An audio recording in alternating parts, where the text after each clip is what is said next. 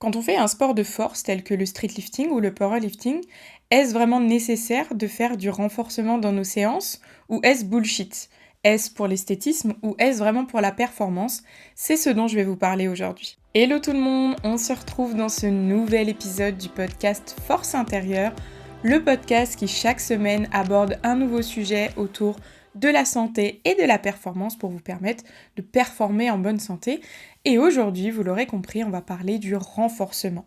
Avant qu'on rentre dans le vif du sujet, je voulais vous remercier parce que vous êtes de plus en plus à écouter le podcast, de plus en plus à me faire des retours. Donc ça me fait ultra plaisir de voir que ce format vous plaît. Et si vous pouviez prendre 2 petites minutes en début de ce podcast pour liker cet épisode ou me mettre une review de 5 étoiles sur Spotify si vous m'écoutez sur Spotify. D'ailleurs, je serais curieuse de savoir où vous m'écoutez le plus, donc n'hésitez pas à me le dire en commentaire.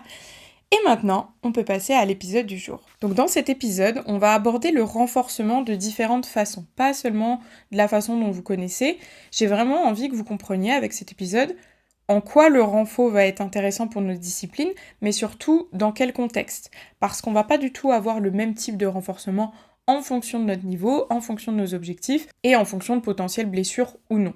Et d'ailleurs, pour les plus consciencieux qui écouteront cet épisode jusqu'au bout, vous serez récompensés puisque je vais vous donner les meilleurs renforts à inclure dans sa programmation quand on fait du streetlifting. Et en vous donnant ces informations, j'espère que vous réalisez à quel point c'est beaucoup de valeur à chaque fois dans chaque épisode de podcast et à quel point ça peut vous aider à prendre de l'avance et à évoluer dans la discipline, que ce soit sur le plan physique, performance, mindset.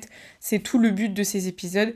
Et je tiens vraiment à ce que pour chaque épisode, vous repartiez avec quelque chose qui vous serve vraiment. Sinon, ça n'a pas d'intérêt que je parle toute seule face à ma caméra. Pour recontextualiser un petit peu la discipline, donc comme je le disais en introduction, ça va s'appliquer au sport de force en général. Moi, je vais me concentrer un peu plus sur le streetlifting puisque c'est la discipline que je pratique, mais ça va être valable finalement pour le powerlifting et même l'haltérophilie. Il y a juste pour les renforcements dont je vous ai parlé, que je vous donnerai en fin d'épisode, qui seront un petit peu différents, et là, je vais vraiment me spécifier dans le streetlifting. Donc pour ceux qui ne connaissent pas le streetlifting, parce que je sais qu'il y a quelques-uns qui découvrent un petit peu la discipline avec ces écoutes, et je suis très contente de participer à, on va dire, l'ouverture du streetlifting et la découverte. C'est un sport qui réunit 4 mouvements, les muscle-up, les tractions, les dips et les squats. Le but, c'est de charger le plus possible sur chacun des mouvements sur une seule répétition. Ça, c'est un petit peu le format compétition. On a 3 essais par mouvement. Le but, c'est de faire le plus gros total en termes de kilos en additionnant les poids mis sur chaque mouvement pour les 4 mouvements. Donc concrètement, quand on s'entraîne pour la pratique telle que le streetlifting à l'entraînement, à quoi ressemble notre entraînement? Il va ressembler à un échauffement, normalement, à des mouvements de compétition, donc les mouvements que je viens de vous citer. En général, sur une séance, on va aller de 1 à 3. C'est quand même rare qu'on fasse des séances 4 mouvements, ou du moins à l'approche des compétitions peut-être, mais en hors saison, c'est quand même assez rare. Donc 1 à 3 des mouvements que je vous ai cités, donc que ce soit les mouvements compétition directement, ou des variantes avec du tempo, des élastiques, du statodynamique, de l'isométrique, enfin il y a plein de variantes possibles, mais du moins on va garder ces mouvements-là. Et en fin de séance, on va inclure du renforcement. Ça, c'est un peu la trame d'entraînement qu'on retrouve pour tout pratiquant de streetlifting. Et aujourd'hui, on va s'intéresser à la partie renforcement. Donc si vous voulez que je fasse d'autres épisodes un petit peu plus spécifiques, peut-être sur l'échauffement ou le cœur de la séance, n'hésitez pas à me le dire là aussi en commentaire. Et on va aborder tout de suite le renforcement. Le renforcement, c'est un petit peu la partie qu'on a tendance à le plus skip, donc skip, louper, parce que c'est le moins intéressant. Je dis ça de façon générale parce que moi perso, je ne loupe pas mon renfort, je sais à quel point c'est important, je sais que mes athlètes aussi, vous êtes très consciencieux là-dessus, mais on va dire que quand on entend un peu l'univers des streeteux, si t'as pas le temps de faire ton renfort, c'est pas très grave, par contre, tu prends bien le temps de faire tes mouvements de compétition. Pourquoi le renfort, il est vu un petit peu comme la pièce rajoutée, la pièce que si on oublie, c'est pas très grave, c'est ce que je vais vous expliquer aussi dans cet épisode. Je pense aussi que cette façon de penser, c'est lié au fait qu'on ne mesure pas l'importance du renforcement. Et c'est ce que je tiens à faire également avec cet épisode, c'est vous montrer à quel point le renforcement va vous aider pour votre progression, mais que vous le compreniez pour que vous-même, quand vous alliez sur votre renfort, vous vous dites « Ok, je sais pourquoi je le fais », parce qu'il est ultra important pour ça. Et ça va vous aider aussi à mettre l'intensité qu'il faut, à le faire de façon plus consciencieuse, parce que vous allez prendre mesure de ce que vous êtes en train de faire, vous allez en prendre la valeur et vous allez vous dire « Ok, je le fais, mais je le fais à 100% parce que je sais à quoi ça me sert. » Vous, quand vous faites par exemple vos tractions, par exemple c'est pas votre point fort, c'est un peu votre point faible, les tractions, vous mesurez l'importance de vous donner à fond sur les tractions pour pouvoir progresser en traction. Et le renfort, ça va être pareil. Donc pour commencer, je voulais qu'on aborde le renforcement d'un point de vue débutant de la discipline. Parce que vous allez voir, en fonction de comment on évolue dans la discipline, le renforcement va évoluer. Si vous faites le même renforcement que vous faisiez à vos tout débuts dans la discipline, c'est compliqué. Il faut que normalement le renfort évolue. Après, il y a certains types de renfort qu'on va retrouver, il y a des choses qui peuvent être similaires, mais de manière générale, vous ne pouvez pas avoir la même programmation de renforcement qu'il y a 10 ans en arrière quand vous arrivez dans la discipline. Donc quand on est débutant dans une discipline, on va s'affranchir un petit peu du passé sportif potentiel. Parce qu'effectivement, si vous arrivez dans le street lifting, mais que vous avez déjà fait du street workout, de la musculation, on va pas considérer que vous êtes vraiment novice dans la discipline parce que vous avez déjà un bagage musculaire, un bagage physique, un bagage articulaire, nerveux, vasculaire, tout ce que vous voulez, qui va vous permettre de pas forcément avoir les mêmes besoins que quelqu'un qui débute. Donc là, débutant, ce que j'appelle débutant, c'est quelqu'un qui faisait peut-être un petit peu de sport par ailleurs, mais on va dire qu'il n'arrive pas avec un gros bagage musculaire, qui savait peut-être pas faire des tractions même avant la discipline, et qui, a besoin du coup aussi de se renforcer. Donc c'est là où je vais en venir. Quand vous êtes débutant, le renforcement il va prendre une grosse place parce que en plus de vous renforcer pour la discipline, il faut aussi que vous preniez en masse musculaire. Le street lifting, pour pouvoir être performant, c'est valable dans tous les sports de force, il faut que vous ayez un bagage musculaire. Si vous n'avez pas de bagage musculaire, ça va être difficile de produire la force. Alors attention, la force n'est pas corrélée au volume musculaire. C'est ce qu'on voit d'ailleurs avec les bodybuilders. Les bodybuilders, donc prenez peut-être pas les pros non plus parce que eux c'est un petit peu différent. Il y a tellement de masse que, bref, ils gagnent quand même en force. Surtout que des fois ils sont aidés par certains produits. Mais si on prend un bodybuilder, on le met sur un deadlift, un squat, il va pas être très fort parce qu'il s'entraîne pas pour ça. Et pour autant, il aura une masse musculaire très souvent beaucoup plus développée que des personnes de notre discipline, dans le street lifting, et qui sont beaucoup plus fortes que lui. Donc là, c'était pour vous rappeler que volume n'égale pas force. Mais dans tous les cas, il faut un certain volume. Parce qu'en fait, si t'as pas de muscle, tu vas pas pouvoir déployer de la force sur ce muscle. Vous voyez ce que je veux dire ? Donc quand tu débutes, c'est important que tu aies un bon volume et qu'on travaille quand même en hypertrophie au niveau de ton renforcement pour te permettre d'avoir du volume musculaire pour ensuite, sur tes mouvements de compétition, venir travailler plus spécifiquement la force sur les fibres musculaires que tu auras construites. Donc vous l'aurez compris, quand on est débutant dans la discipline, on va avoir quand même relativement pas mal de renforts. Donc ça peut aller 3, 4, 5, ça me paraît quand même déjà costaud sur une séance, surtout s'il y a les mouvements de compétition avant. Mais voilà, on peut avoir quand même une bonne base de renforts pour nous permettre de prendre en masse musculaire. Ce qui compte, c'est pas tellement le nombre de renforts par séance, mais c'est plus le volume global que vous aurez sur votre semaine, parce que si vous entraînez 6 fois ou 3 fois par semaine, ce sera pas le même impact. Mais disons que là, le renforcement va être très important pour prendre en volume, prendre également en force, mais aussi, une chose qu'on délaisse un petit peu, travailler la connexion cerveau-muscle. Vous savez, dans les sports de force, c'est ça qui prédomine finalement dans notre sport, c'est qu'il faut avoir un bon système nerveux performant, un système nerveux en forme pour pouvoir produire de la force. Et c'est ça aussi qu'on va travailler en faisant différents mouvements. Parce que vous l'avez peut-être déjà expérimenté, les muscles que vous travaillez le moins, c'est les muscles que vous ressentez le moins et que vous avez plus de mal à contracter. Par exemple, si on essaie de contracter, sa cuisse, son quadriceps, ça va être assez facile. On tend la jambe et on arrive, tac, à faire des petits spasmes au niveau de sa cuisse. Pourquoi ? Parce que c'est un muscle qu'on a pas mal travaillé. C'est valable d'ailleurs pour les pecs, par exemple, vous avez déjà vu, je dis les hommes parce que c'est souvent les hommes, mais les hommes ils peuvent faire bouger un petit peu leurs pecs. Pourquoi ? Parce qu'ils tabassent les pecs 5 fois par semaine. Bon, j'abuse un petit peu, mais ce que je veux dire, c'est qu'ils s'entraînent beaucoup au niveau des pecs, donc ils ont renforcé leur connexion nerveuse et ils sont capables de faire bouger leurs pecs indépendamment l'un de l'autre, alors que des personnes qui ne travailleraient pas les pecs ne sont pas capables de le faire parce qu'elles n'ont pas la même connexion nerveuse. Et ça, c'est ultra important quand on débute, parce que c'est ça aussi qui va nous permettre après sur des mouvements de comprendre comment corriger le mouvement, comment adapter. Parfois, je pense que ça nous est tous arrivé de toute façon une ou plusieurs fois, votre coach vous demande un correctif technique, vous comprenez ce que vous devez faire, vous comprenez comment le faire, mais vous n'y arrivez pas. Pourquoi ? Parce que vous n'avez pas suffisamment de connexion nerveuse possible, vous n'avez pas aussi une bonne proprioception. Donc la proprioception, c'est la capacité à se repérer dans l'espace sans regarder. Par exemple, là, si je ferme mes yeux, si je bouge ma main, je vois à peu près où elle est. Là, je sais que je suis à peu près devant mes yeux, là devant ma bouche, à quelque chose près. On est là-dessus. Donc ça, c'est de la proprioception. Donc ça, c'est la même chose sur vos mouvements. Si je vous donne un correctif, par exemple, sur les tractions, en vous disant « ouvrez la cage thoracique », vous savez que vous devez faire globalement quelque chose comme ça, mais dans le mouvement des tractions, vous vous rendez peut-être pas compte comment est positionnée votre cage, et au final, vous avez l'impression d'ouvrir à fond, et on regarde la vidéo, vous êtes comme ça. Pourquoi ? Parce que vous n'avez pas une bonne proprioception au niveau de votre cage thoracique pour le moment.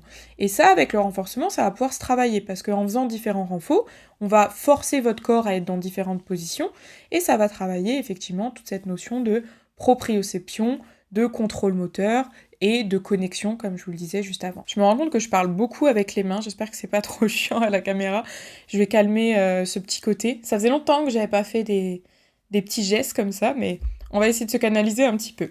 Un autre point qui va être intéressant via le renforcement, quand on débute, ça va être d'améliorer la stabilité. Ça, je le vois beaucoup par exemple sur le squat. Sur le squat, on a des athlètes, quand ils débutent le squat, les pieds dansent un petit peu la samba, ça va un petit peu dans tous les sens. Pourquoi ? Parce qu'ils n'ont pas forcément une bonne stabilité au niveau du pied, au niveau du genou, au niveau de la hanche. Ça peut être surtout la portion du membre inférieur.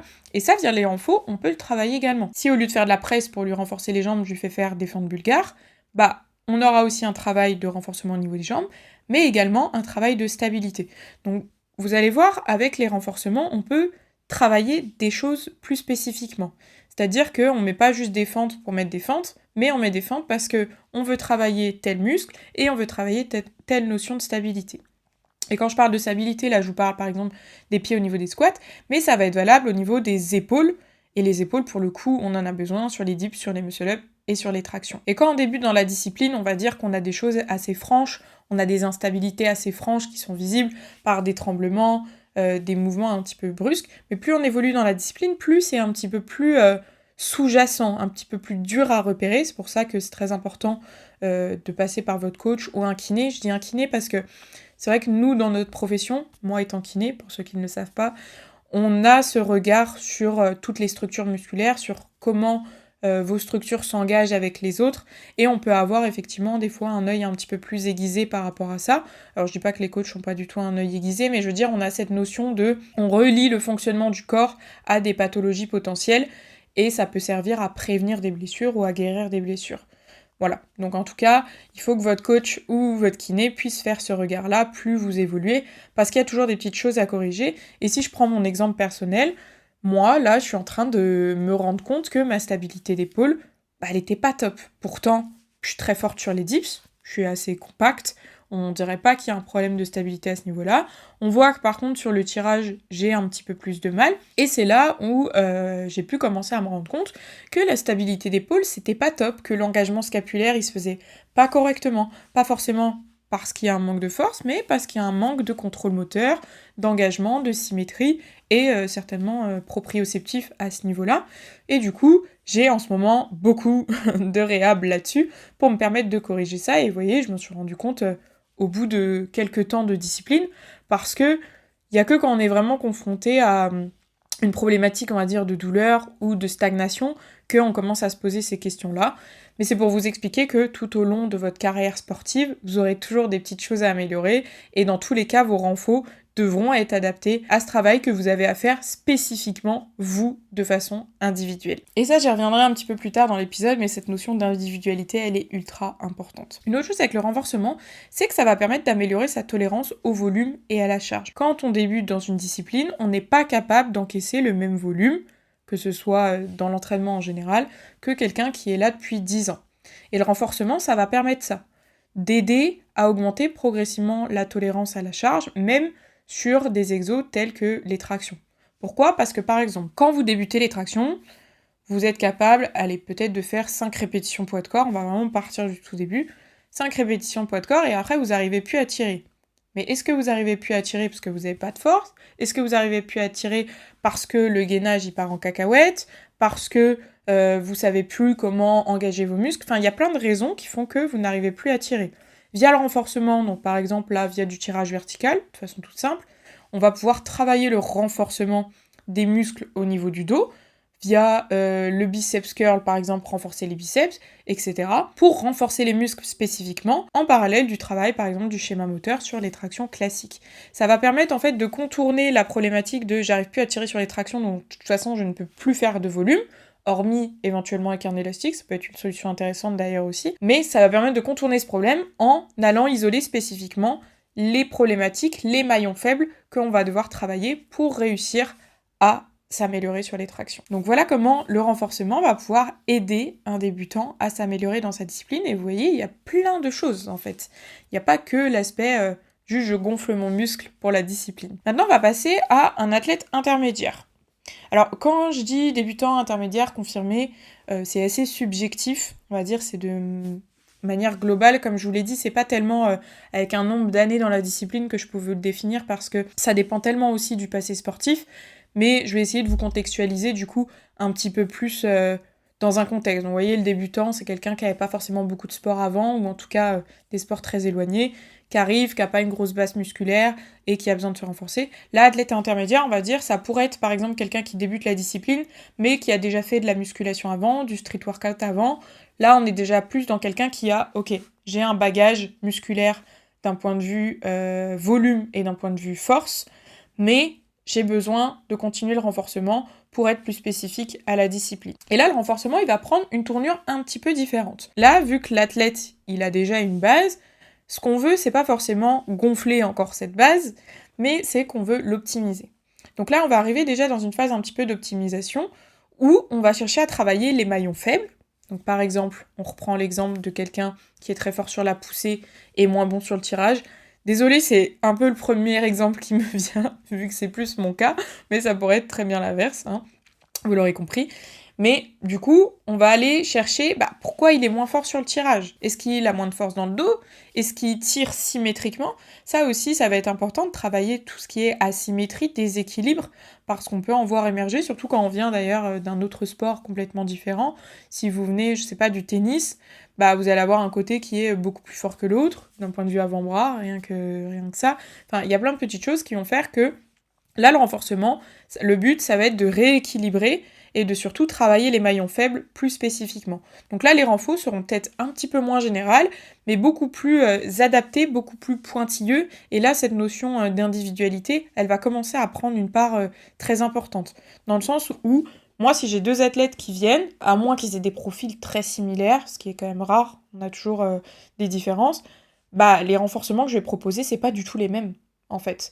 Parce que sur mon premier cycle, souvent je fonctionne comme ça. Je fais un premier cycle où ça va être un peu un cycle d'observation. Donc là, on met des renforts un petit peu génériques qui vont être intéressants. On teste sur les mouvements de compétition, voir ce qui ressort comme problématique. Et ensuite, déjà, dès le cycle 2, moi, j'ai scanné l'athlète et je sais que là, il faut qu'on travaille plus les quadriceps parce qu'il a tendance à être très chaîne postérieure sur son squat. Là, il faut qu'on travaille un petit peu plus les pecs parce qu'il me prend tout dans les triceps.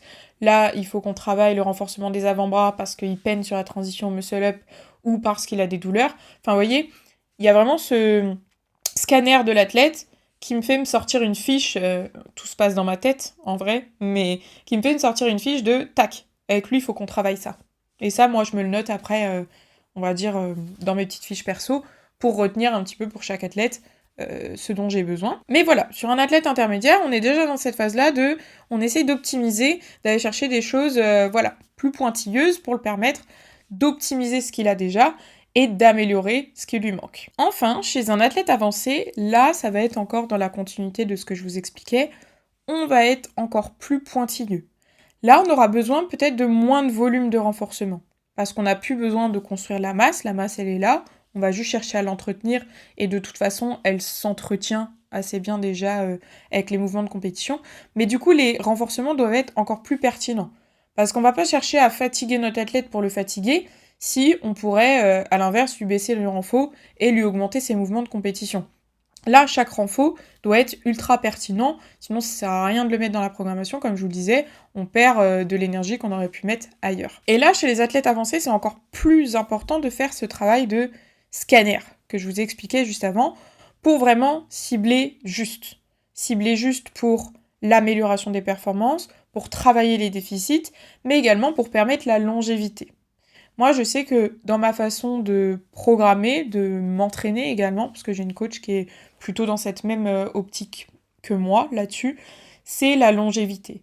C'est que c'est super de bombarder et de faire des grosses perfs, on adore ça, mais à quel prix?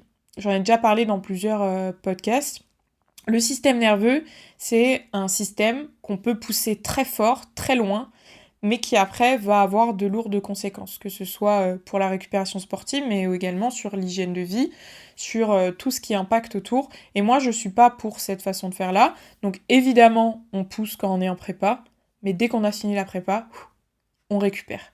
Et on oscille avec cette phase-là pour permettre de durer dans la longévité. Parce qu'on en connaît tous des athlètes qui sont très forts d'un coup, qui sortent des performances de fou parce qu'ils ont fait des protocoles de fou, et qui après tombent dans un vide, un vide de performance, peut-être même un vide de sens, enfin un gros vide on va dire, où plus rien ne rime à rien parce qu'ils ont cramé leur système nerveux et qui peinent à revenir et ça peut prendre des années, hein, honnêtement. Donc moi c'est pas ma vision. Ma vision c'est vraiment longévité, c'est on construit petit à petit, on pousse quand il faut pousser, on décharge quand il faut décharger. Et je sais que s'il y a certaines de mes athlètes qui m'écoutent, elles comprendront ce que je veux dire, parce que des fois, elles me disent « Julie, j'aimerais bien mettre un petit peu plus lourd là. » Oui, mais ma belle, ça fait 1 mois que tu sors de compétition, crois-moi, vaut mieux que tu sois tranquille là, et dans 2 mois, quand tu auras ta compétition, là, on va pousser, et tu n'auras pas pris que 5 kilos sur ton total, mais tu en auras pris 15. Voilà. Donc c'est un peu ma vision des choses sur ce point-là. Et d'un point de vue renforcement, c'est pareil. C'est-à-dire, là, on va choisir, voilà, que ce qui est ultra pertinent, que ce qui permet d'apporter quelque chose à la programmation, et s'il n'y a pas besoin, on enlève. Et ça, pareil, c'est une réévaluation à chaque programmation, parce que dans chaque programmation, on va peut-être mettre en avant de nouveaux défauts, de nouveaux déficits, et on va pouvoir les corriger avec d'un renforcement dans la programmation suivante. Et d'ailleurs, à ce propos, il y a une évolution, même d'un point de vue athlète, tout au long de sa vie sportive. Dans le sens où, vous voyez, depuis le début de ma pratique, j'ai pas une épaule hyper stable, je galère un peu sur mon tirage. Là, je bombarde tellement, vous allez voir, mon tirage, il va décoller et ça va s'améliorer. Et peut-être que on va découvrir qu'on pourrait travailler d'autres choses plus spécifiquement au niveau du squat. Enfin, on a d'ailleurs déjà fait un travail au niveau des pieds, au niveau des genoux. Enfin, il y a plein de choses sous-jacentes. Hein. C'est pas parce que vous voyez quelqu'un de fort sur un mouvement, parce que sans prétention aucune, je me considère quand même assez forte sur le squat, qu'il n'y a pas un tas de choses derrière, et c'est souvent ça qu'on néglige un petit peu, c'est on voit la nana, elle squatte 150 kilos facile, on se dit, trop de chance, mais derrière la chance, il y a du travail au niveau des orteils, des exos chiants à mourir, des exos de stabilité, de la marche à se taper tous les jours, enfin, il y a plein de choses. Donc, fermeture de la parenthèse, quand on est athlète avancé, on va dans le spécifique. Et comme je vous l'expliquais juste avant, on va aussi adapter en fonction des phases de prépa et hors saison. Si je reprends encore mon exemple, j'aime bien vous illustrer avec mon exemple, c'est pas forcément pour parler de moi, mais au moins ça vous montre d'un point de vue concret comment on fait. Voilà. Et qu'est-ce que je peux mieux expliquer de ce que je fais moi à l'entraînement ou de ce que je fais faire à mes athlètes. En vrai de vrai, c'est ça la preuve que ce que je vous dis, je l'applique.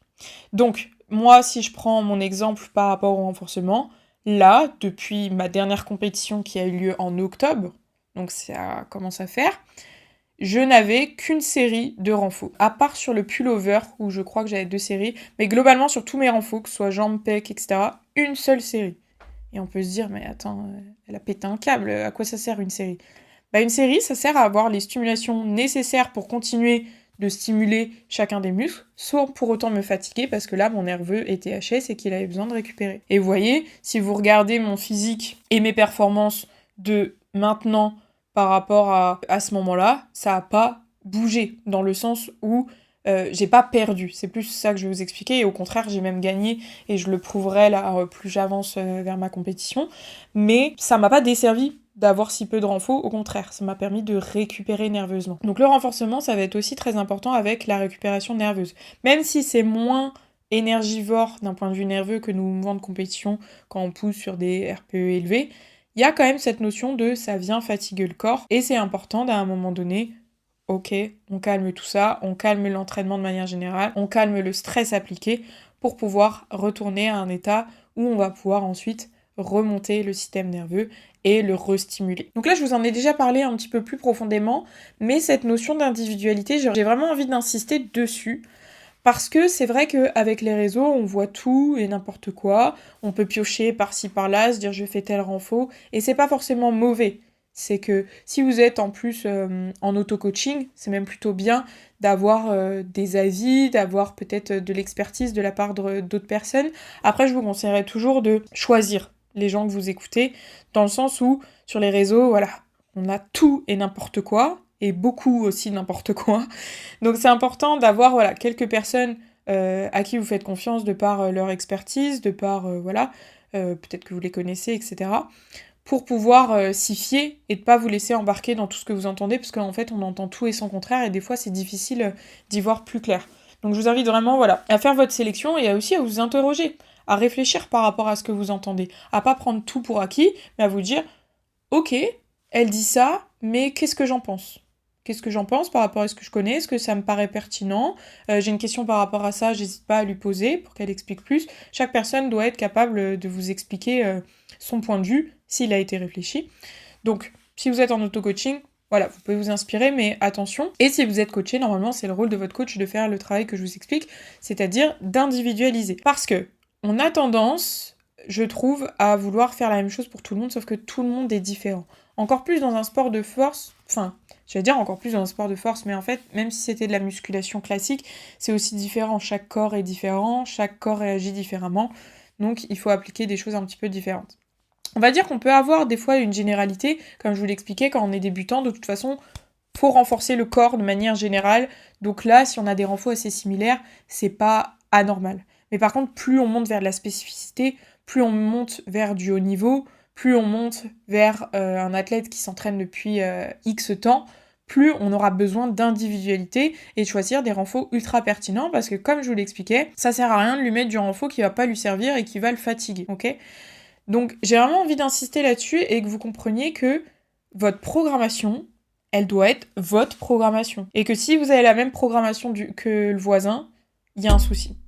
Il y a un souci parce que d'aucune façon, c'est possible que votre programmation soit complètement adaptée à celle du voisin et inversement. Et ça, c'est quelque chose que j'ai envie vraiment d'insister là-dessus parce que on oublie un peu cette notion d'individualité, alors que quand vous payez un coaching avec un suivi, dans le mot suivi, il y a suivi. Vous voyez ce que je veux dire? Quand vous prenez des coachings voilà, génériques parce que c'est moins cher, etc., je l'entends complètement et c'est ok. Et c'est normal du coup que vous ayez une programmation générique. Et ça veut pas dire qu'elle va pas vous faire progresser, au contraire. Mais voilà, à partir d'un certain niveau, ça ne marchera plus. Ça ne sera plus pour vous. Il faut aussi prendre conscience de à quel point vous avez avancé dans la discipline et à quel point le mot suivi dans coaching avec suivi, il est important. Un autre point que je n'ai pas encore trop abordé d'un point de vue renforcement, ça va être la notion de renforcement pour de la préhab. Ce qu'on appelle préhab, c'est de la préhab, c'est-à-dire la pré-réhabilitation. La réhabilitation, c'est ce qu'on fait quand on est blessé, quand on a une problématique et qu'on cherche à la résoudre. La préhab, c'est en anticipation de cela. Et dans notre discipline, moi j'ai pu constater en tant que kiné qu'il y a beaucoup de problématiques similaires qui reviennent. Donc ça veut dire qu'on peut avoir un rôle à jouer dans la préhab, dans l'anticipation de ces types de pathologies, de ce type de douleurs, parce que ça arrive fréquemment. Je vais vous prendre un exemple ultra parlant, les douleurs au coude ou aux avant-bras sur les muscle-up, surtout chez les femmes. Les hommes, vous me direz si c'est autant. Moi, j'ai un petit peu moins d'hommes. J'allais dire en douleur coude avant-bras, j'ai eu quand même pas mal d'hommes sur les muscle-up. Mais vous me direz, je serais curieuse de savoir si c'est autant prédominant que chez les femmes. Mais chez les femmes, je vous promets que je ne crois pas connaître une seule personne qui n'a jamais eu de douleur au coude et avant-bras sur les muscle-up. Sur tous les athlètes que j'ai accompagnés, je crois, j'ai jamais eu quelqu'un qui n'a jamais eu de douleur, ou alors des gens qui sortent d'antécédents comme de la gymnastique, etc. Mais et encore, à partir d'un certain moment, ça finit par coincer. Est-ce qu'on se rend compte d'à quel point c'est fou comme statistique de se dire... il y a probablement, je veux dire probablement, parce qu'il y a toujours des cas qui confirment l'exception qui confirme la règle, je veux dire, mais c'est fou de se dire il y a quasiment 100% des athlètes féminines qui ont déjà eu au moins une douleur au niveau du coude et avant-bras sur leur muscle-up. C'est fou. Et par rapport à ça, moi en tant qu'iné, effectivement, j'ai identifié quelle était la problématique, parce qu'en plus je l'ai moi-même vécu. Donc avant de l'appliquer sur les autres, je me le suis appliqué à moi-même, et d'ailleurs, je touche du bois. Je n'ai plus de problématique depuis un moment sur mes muscle-up à ce niveau-là. Mais voilà, je me suis intéressée à comment ça se fait qu'on a des douleurs, qu'est-ce qui crée de la douleur, qu'est-ce qui pose problème, et du coup, comment y remédier. Et très souvent, les athlètes que j'accompagne pourront confirmer, je leur mets toujours des renforts un petit peu spécifiques pour renforcer les tendons au niveau des coudes et avant-bras quand ils apprennent le muscle-up, ou dans l'étape en tout cas d'après, pour continuer à renforcer, à éviter qu'ils passent par cette étape de douleur, ou en tout cas la minimiser. Pourquoi ? Parce que le muscle-up, c'est un mouvement qui est très contraignant.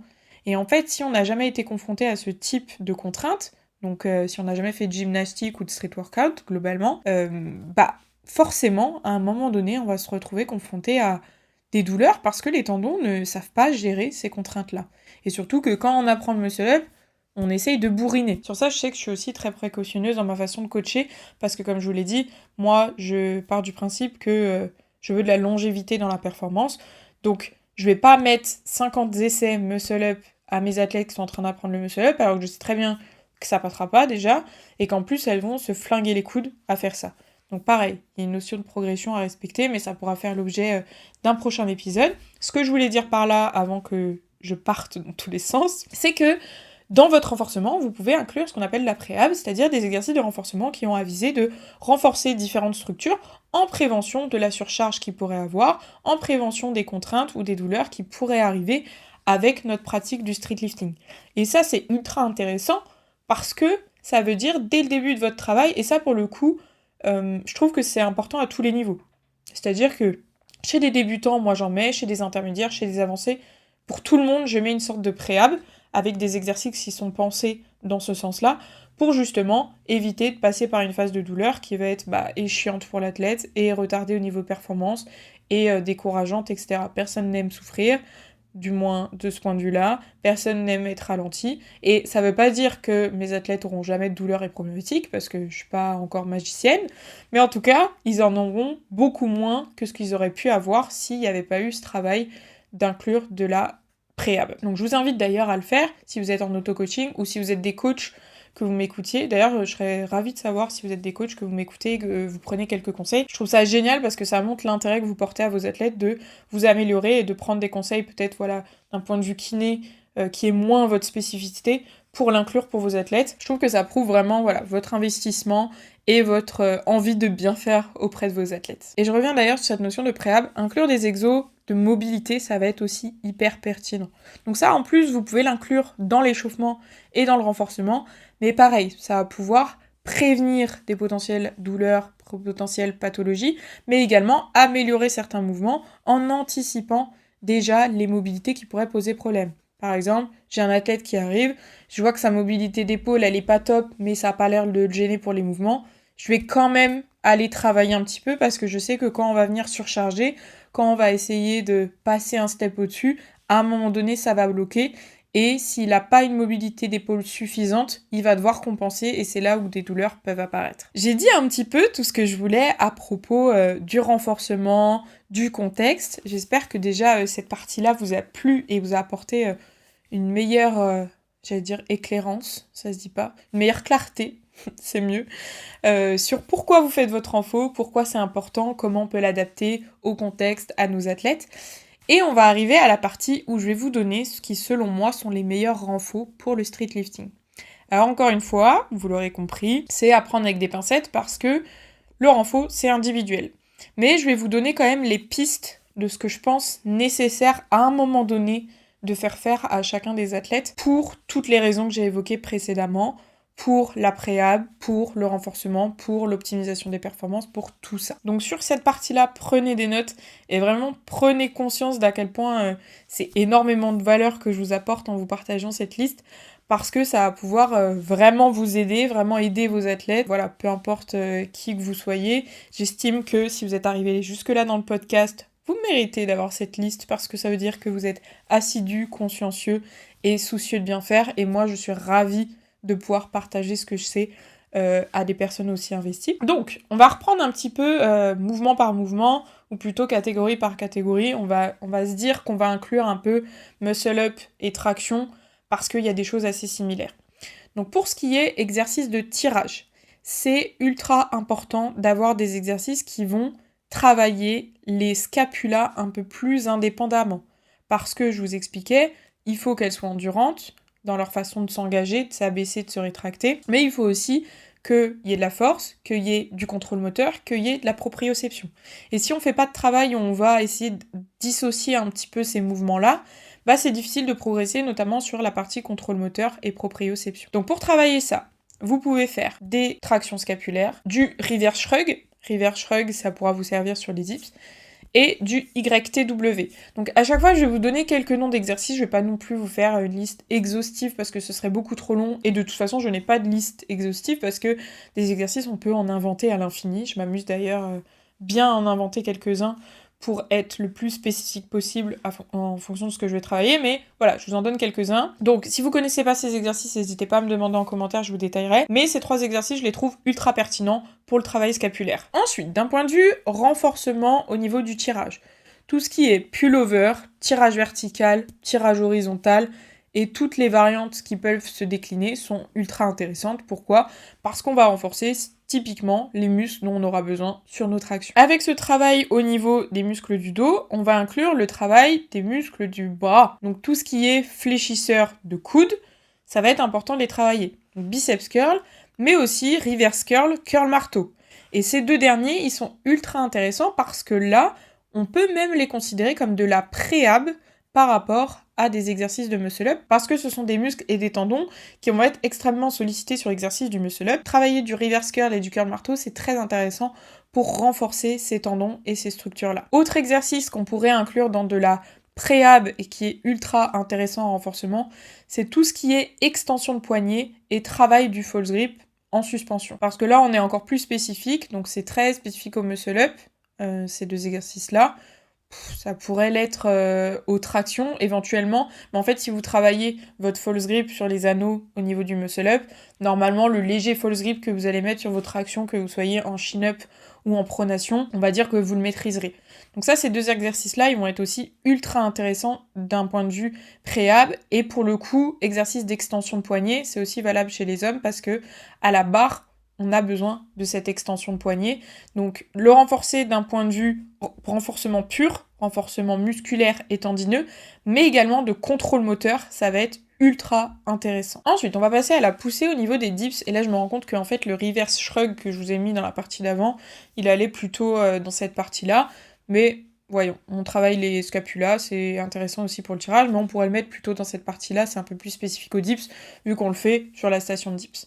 Donc pareil, travail des omoplates dans un contexte plutôt de poussée, donc avec le reverse shrug, ou par exemple avec le handstand wall retropulsion. Celui-là, je l'aimais beaucoup d'exercices, c'est vous vous mettez en position de handstand contre le mur, vous gardez les bras tendus et vous cherchez à abaisser, remonter les épaules. Ça vous permet de travailler le mouvement scapulaire, mais en chaîne cinétique fermée, c'est-à-dire, comment je peux expliquer ça ? Avec un contact au sol. En gros, chaîne cinétique ouverte, ça va être par exemple, juste j'ai une haltère dans la main et je travaille mon abaissement, ma poussée scapulaire.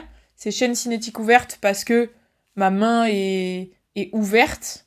Je suis désolée, j'ai pas révisé chaîne cinétique fermée, chaîne cinétique ouverte. Donc je vous l'explique vraiment avec mes mots à moi. J'espère que ce sera clair, mais c'est ouvert. C'est-à-dire, le bout de ma main est en ouverture. Chaîne cinétique fermée, ça veut dire je suis face à un support fermé, et du coup je dois faire bouger mon corps contre ce support fermé, et c'est ce qu'on retrouve en fait sur les dips, tout simplement, parce que vous êtes sur votre station de dips. J'espère que vous captez où je veux en venir. Mais ça, du coup, très bon exercice pour mobiliser les scapulas, mobiliser l'engagement sur un schéma qui se rapproche de ce qu'on retrouve sur le dips. Ensuite, d'un point de vue renforcement pur, tout ce qui est développé couché, développé militaire, très intéressant. Pourquoi ? Parce que là, on est en chaîne cinétique fermée, je vous le disais, avec l'haltère au-dessus de la tête, et on va pouvoir travailler la stabilité également. Donc ça veut dire, vous devez faire, que ce soit développé militaire ou développé couché, un mouvement où vous allez devoir stabiliser votre omoplate, aussi améliorer la proprioception de votre bras en général, parce que c'est à vous de viser où vous voulez aller, et en même temps, vous renforcez soit vos pecs, soit vos épaules. Ensuite, tout ce qui est chest press ou pompe, ça va être intéressant. Donc vous voyez par exemple, entre le développé couché et le chest press, c'est ça qui va varier. Développé couché haltère, vous avez toute cette notion de contrôle moteur, de proprioception, de stabilité, qui peut être intéressante à travailler si vous avez un athlète qui pêche à ce niveau-là. Mais sur le chest press, vous vous affranchissez un petit peu de ces détails-là, et du coup vous êtes purement sur la contraction musculaire, et si vous voulez être plus spécifique sur juste je veux travailler le muscle et pas être gêné par toutes les notions de stabilité, etc., ça peut être aussi ultra intéressant. Donc vous voyez, entre deux exercices, le choix il va se faire vraiment de façon individuelle par rapport à l'athlète que vous avez. Ensuite, on va inclure évidemment tout ce qui est triceps extension, parce qu'on a besoin d'avoir des gros triceps pour faire des dips. Et je reviens un petit peu sur ce que je vous disais par rapport aux exercices d'avant.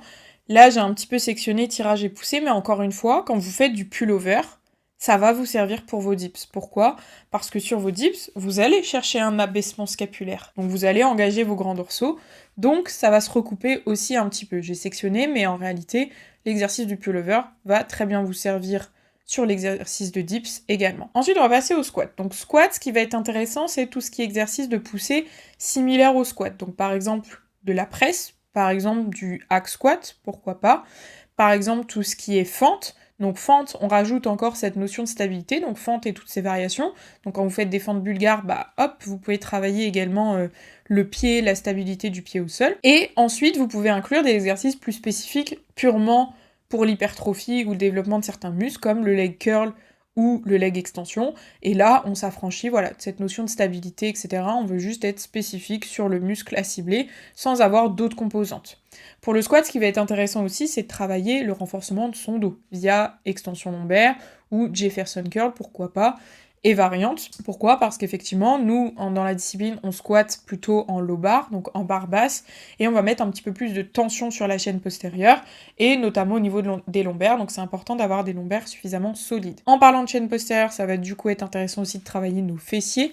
Donc un exercice que j'aime beaucoup aussi, c'est le step up. Pourquoi ? Parce que là, pareil, on travaille de façon individuelle, on travaille sur un effort de poussée, et on travaille sur une notion de stabilité qu'on peut retrouver dans le squat. Mais si on n'a pas besoin de travailler tout ça, travailler le hip thrust, ça pourrait être intéressant aussi dans le développement du squat. Le seul problème que je verrais par exemple au hip thrust, c'est que c'est quand même un exercice énergivore. Il y a de ça aussi, j'en ai pas trop parlé dans cet épisode, mais il faut aussi prendre la composante de l'impact que ça va avoir sur l'énergie de l'athlète. Un hip thrust, pourquoi pas, mais voilà, un hip thrust c'est quand même beaucoup plus énergivore que si on fait de la presse classique, parce qu'il y a beaucoup plus de facteurs à gérer, comme voilà, la stabilité, l'engagement du gainage, l'engagement lombaire, le bracing, tout ça, chose qu'on peut un peu s'affranchir sur la presse.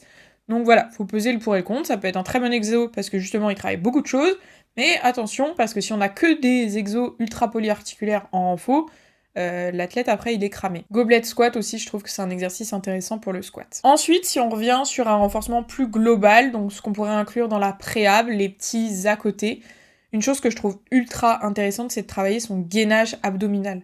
Je pense qu'on s'en rend compte de plus en plus dans la discipline, c'est quelque chose dont on parlait pas forcément avant, mais le renforcement abdos, c'est ultra intéressant pour tous les mouvements. Tous les mouvements, on a besoin de nos abdos. Donc très intéressant de faire du renforcement abdominal.